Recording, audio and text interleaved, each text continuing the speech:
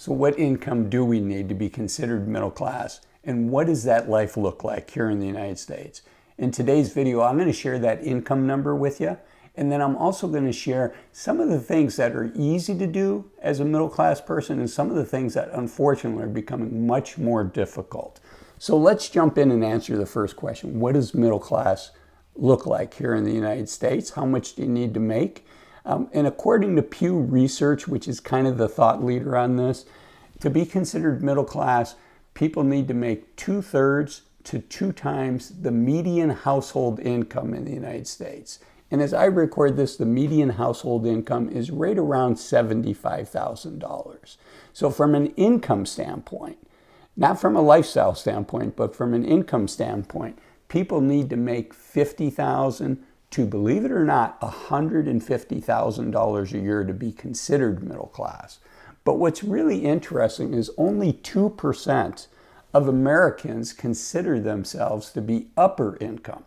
So 98% of people identify as middle class or unfortunately lower income. And the reason that is I think it's just socially acceptable, right? It's how we were kind of raised. We don't want to think if we're doing well that we're quote unquote wealthy. And it's also, because of lifestyle creep, we tend to surround ourselves with people that are in a similar social economic status as ourselves.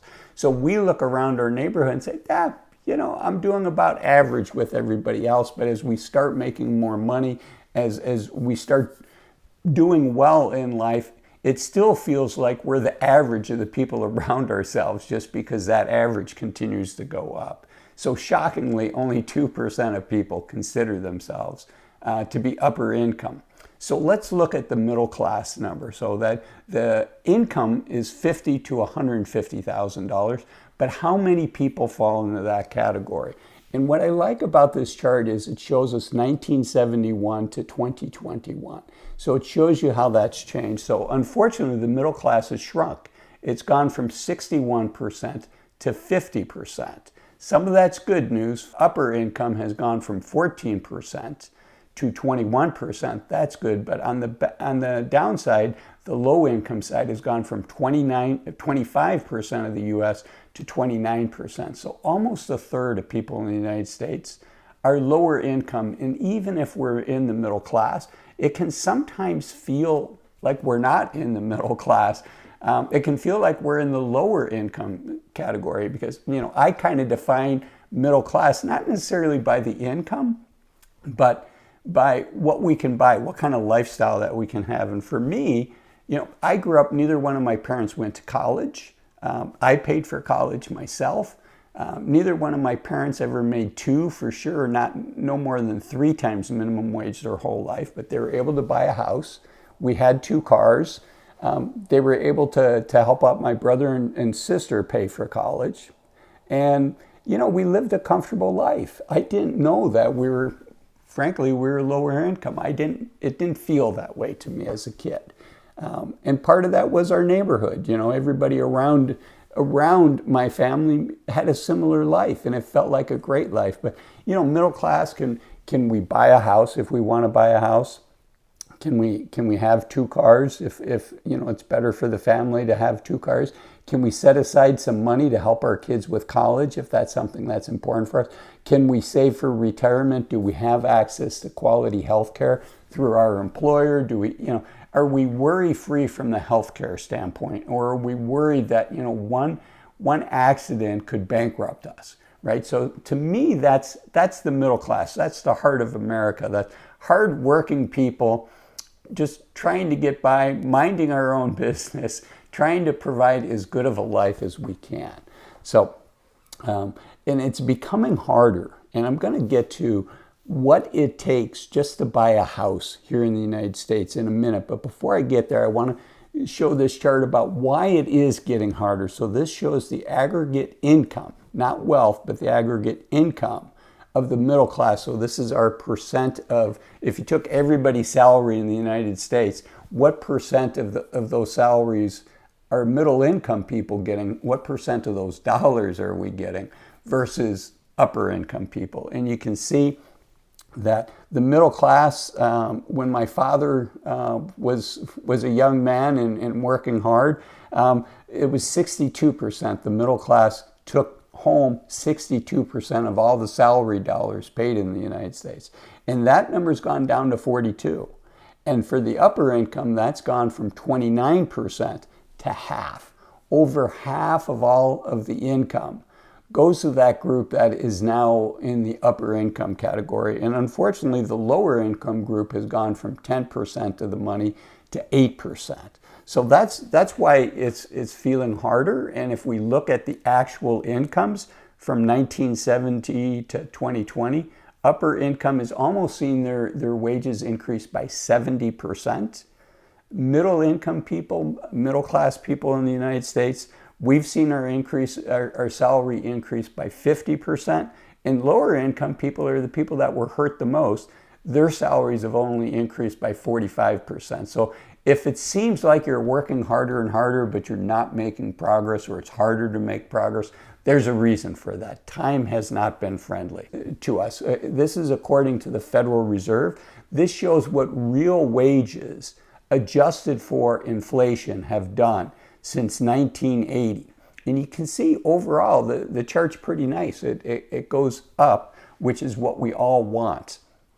But if you look at, so from 1980 to, what is that, about 2018 is when it peaked.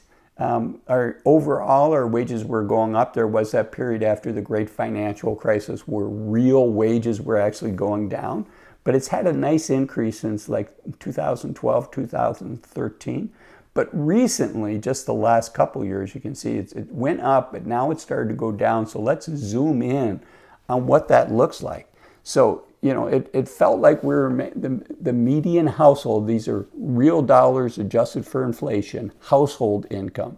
The median household income, half the people are doing better, half of the people are doing worse, has gone from, in 2019, a little over $78,000 in real dollars to, $74,000. So that's $4,000. And to some people that may not seem like much, but when you think about it, $4,000 a year, what is that, $350 a month? I mean, that's how much a lot of families spend on groceries. So it's had a big impact. And at the same time, speaking of groceries, our groceries have gone up. So if it feels like it's gotten harder, it has. And one of the reasons is because of wages, and the other is because of housing. Unfortunately, what it takes to buy the median house in the United States now has gone up dramatically. According to this study by bankrate.com, Americans need a six-figure salary to afford a typical home in nearly half of the United States. And this was written by Alex Gailey and edited by Tori Rubloff. So thank you, bankrate.com, for this article. But they say that a combination of high mortgage rates, rising home prices, and low housing inventory over the last 2 years is pushing home ownership further out of reach, especially for first-time homeowners. To afford a median price home, which right now is about $400,000, Americans need an annual income of a little over $110,000. And that's a 50% increase, 50%, over the last 4 years. Now, why is that? It's one, because home prices continue to go up, and it's two, because interest rates rose dramatically. Over half of all homes owned right now in the United States that have a mortgage, those folks are paying less than 4% on their mortgage rates. And mortgage rates now, as we all know, are quite a bit higher, so it's made it harder to be affordable. And if you go back to this article, aspiring homeowners in the West and the Northeast, they need the most income. Anybody looking to buy a home in California, Hawaii, District of Columbia, Massachusetts, and Washington must earn between $156,000 and almost $200,000 to just buy a median home. So that's what's going on for the middle class.